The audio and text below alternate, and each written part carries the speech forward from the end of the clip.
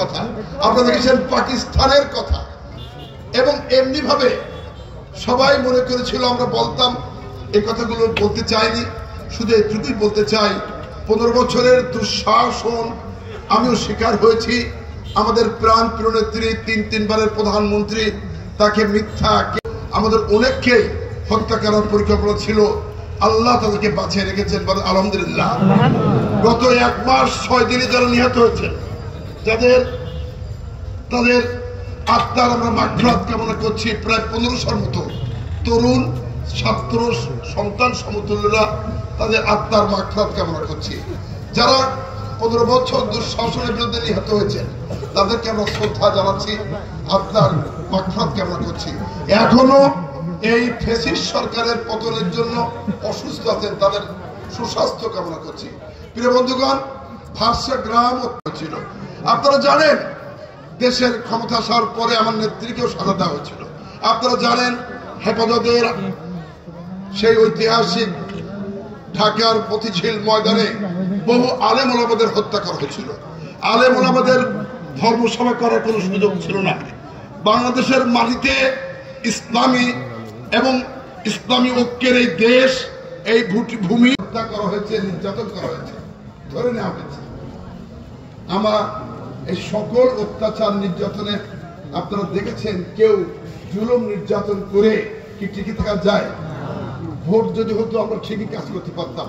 লুৎফুল্লাহ আসলো, উড়ি এসে এলাকার 2 বার এমপি হলেন, কিন্তু খোঁজ পাওয়া যায়নি। বাড়িতে গাবুরা, আমরা আপনাদের এলাকায় যে কদিন এমপি ছিলাম, কি কাজ করেছি কিনা আপনি বলেন? এমপি হওয়ার মাত্র 5 মাস পরে কলরব ফুটবল এই ছিল না, আমরা সাতক্ষীরা করে এখানে পল্লী বিদ্যুতের আমরা উদ্বোধন করেছিলাম। সমগ্র জেলা পল্লী বিদ্যুৎ আজকের সাতক্ষীরা এই পাটকেল ঘাটা কন্ট্রোল করে। আপনারা জানেন এই পাটকেল ঘাটার ঐতিহাসিক বন্দর ছিল এক সময়। এর নদীতে খরতা ছিল, তীব্রতা ছিল, জাহাজ আসতো, গোডাউন ছিল। আমি অনেক গোডাউন দেখেছি, ঐতিহাসিক ব্রিজ ছিল, সেই নাব্যতা স্রোত, সেই জাহাজ, সেই বন্দর আজ নাই। কিন্তু আমার মানুষের যে আবেগ অনুভূতি আছে এই এলাকাকে উন্নয়ন করতে, পাটকেল ঘাটার বড় শহর, এই শহরের মাত্র আপনাদের দাবির প্রেক্ষিতে থানা করেছিলাম। মোস্তফা সেদিন আন্দোলন করেছিল, আমি ঢাকাতেও গিয়েছিলাম, আমি বলেছি এটা হবে না। রিজি সাহেবকে বললাম, ভাই তুমি নতুন এসে এই আবেগকে দেখো যে সমগ্র 12টা থানার 12টা ইউনিয়নের মধ্যে মনে হলো পাটকেল ঘাটা। কোনো করবে সেগুলো হয়নি, কিন্তু দেখতে কোনটা ভালো লাগে, চোখের যেটা ভালো লাগবে সেটাই তো ভালো লাগে। উনি তা না করে উনি প্রস্তাব পাঠিয়ে দিলেন, এবং গোপনে সব গোপনে পাঠিয়ে মনে করেন বাহাদুরি করবে। কি পেরেছে? আজকে দেখি তার বিরুদ্ধে কথা বলতে চাই না, কিন্তু কি মুজিবের ভক্ত ব্যক্তি এখানে হয়ে গেছে একটা ইসলামী চিন্তাভাবনার লোক। ঠিক কিনা বলেন? আলেম ওলামা সকল বাংলাদেশী জাতিগতের উপরে এটা কি সহ্য হওয়া যায়? আমরা শুধু বলতাম যদি উনি না যেতেন তাহলে আমিও মুক্তি পেতাম। ভাই, আমার কখনো আপনাদের সামনে আসার কোনো সুযোগ ছিল না, আসলে ছিল না। আজকে বহু মানুষ মুক্তি পাচ্ছে, আমরা মুক্তি পাই। আমরা অন্তর্পক্ষে বলতে পারি একটা ফ্যাসিস্ট সরকারের পতন হওয়ার পরে আমরা সকলে মুক্ত আকাশে বসবাস করছি।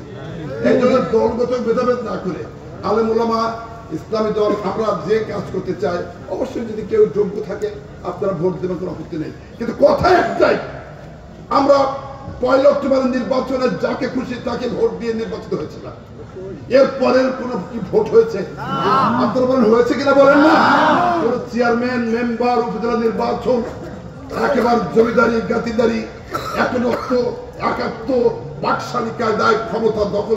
বঙ্গবন্ধুর কন্যা কখনো পালায় না, বিদেশে যাবে না। আর ফখরুল সাহেব, আপনাকে আমাকে পালাতে জায়গা আপনার বাড়িতে আশ্রয় নেব। আল্লাহর মায়ের 3 মাস ধরে বাংলাদেশের কোথায় আনা সেখানে চোরের মতো ঘুরে বেড়াইছে, ঠিক কিনা? কেউ না কেউ তাকে নাকি পার করে দিয়ে এসেছে। ভাই, এত অহংকারের কথা বলেছেন গত 15 বছর। আমি যদি তাই করি তাহলে আমরা ক্ষতিগ্রস্ত হব। আমি অনুরোধ করবো আমার ভাইদের কাছে, এই ভাষা আমি 80-90% ওরা কি ভোট হবে না ওই গডফাদার স্টাইলে হাসিনা মার্কা ভোট হবে? নিশি রাত্রির ভোট, ভোটের আগে রাত্রির ভোট, দিনের বেলা ভোট কাটা, আর ভোট না হয়ে ডিক্লেয়ার দেওয়া 153টা সিটে কি হবে? অবশ্যই ভোট হবে নিরপেক্ষ, অবাধ, সুষ্ঠু। 1 অক্টোবর 96 সালের মতো 91 সালের মতো ভোট হবে। সেই ভোটে আপনারা যাকে খুশি তাকে দিন, আপনারা পছন্দ। গ্রুপের আজিজ তার ভাই ফারুক খান দেখেন এখন ফুরাই টিভি দেখবেন, তাই একজন বলে সেই ম্যাজিস্ট্রেট শামসুল হকের গান শুনেছেন, আমার জামিন দিল না। উকিলকে বললাম কি হয়েছে, আমার জামিন দিল না। আজকে আমি, আপনারা জানেন যে আমি সেদিন আনিসুল হক আইনমন্ত্রীকে পেয়েছিলাম জেলখানা, কেন্দ্রের কারাগারে। বাবর সাহেব স্বরাষ্ট্রমন্ত্রী ছিলেন, এবং মুক্তি পেয়ে যাবেন 2 একদিনের মধ্যে। উনি আর আমি একসাথে ছিলেন, একই রুমে ফাঁসি ছিলেন। সেজন্য ফাঁসির কথা বললাম, সংক্ষেপে শেষ করলাম। তা আমি বললাম হাবিব চলো 2 ভাই যেতে হবে, অনেককে হত্যা করবে। আজকের মায়ের দেখেন ভাই, আমি তাকে দাঁড়িয়ে বললাম আপনি আমাকে 70 বছর সাজা দিয়েছেন আনিসুল হক, তুমি একজন আইনজীবী, তুমি এতগুলো আলেম ওলামা হত্যা করেছো, তোমার বিচার হবে না? আমাকে তুমি 70 বছর সাজা দিয়েছো, আমি তোমার চড় মারবো না, কিছু পারবো না, তোমাকে 700 বছর সাজা হবে। কে বলে আলহামদুলিল্লাহ? মানুষ বিচার করলেন হত্যা করবে। স্বাধীনতার যুদ্ধের সময় কি ভূমিকা ছিল কিন্তু ছিল না, সব মিথ্যা সাক্ষী দিয়েছে, ঠিক কিনা?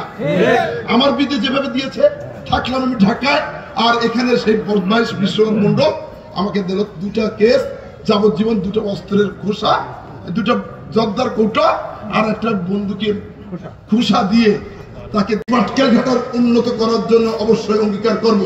কিন্তু কথা হলো কোন মানুষ যদি কষ্ট পায়, আমার কর্মীরা স্টেজের আশপাশে আছেন, মঞ্চের পাশে আছেন, তাদের তো যদি অন্যায় হয়, এই অন্যায়ের দায়িত্ব কি হাবিব নেবে? কি জোরবার নেবে? ভাই আমি তো কোন কারো কাছে 100 টাকা লাগে না কারো চাকরি বাকি দিতে, প্রশাসনের কাজ করতে, তাহলে কেন আপনারা টাকা দেবেন? কেন আপনারা মানুষের ক্ষতি করবেন? তাই আসুন, একজন মসজিদের ইমাম যেমন নামাজ পড়েন, একজন হুজুর যেভাবে বক্তা, তিনি যদি ইমাম না হন এবং একজন মসজিদের ইমাম যদি ভালো মানুষ হন, অবশ্যই নামাজ পড়া যায়। একজন ইমামের ভূমিকা দায়িত্ব পালন করতে হবে সকলকে। এই কথা বলে সকলকে সেই দায়িত্ব পালন করার জন্য, এবং গণতান্ত্রিক দেশে ভোট হোক, যারা ক্ষমতা আসেন তারা এখন বুঝতেছেন না, অতি অল্প সময়ের মধ্যে সংস্কার করে আইনের হাতে না দিয়ে তারা দ্রুত জন্য নির্বাচনের ব্যবস্থা করে গণতান্ত্রিক পন্থায় যাকে খুশি তাকে ভোট দিয়ে এই ইউনিয়ন পরিষদ, উপজেলা পরিষদ, সকল প্রশাসনের অত্যাচারের অতিষ্ঠ ছিলাম। কোন মাদক আমরা এই ইয়াং সবটা যেন নষ্ট না হয়, তাহলে মাদক কি বলতে হবে? না বলতে হবে, কি না বলতেই তো হবে স্যার। আজকে ইসলামী এই সভায় মাদককে না বলতে হবে। ভারতের বর্ডারে তারা কারখানা করে ফেন্সিল পাঠায় বাংলাদেশে, তারা খায় না।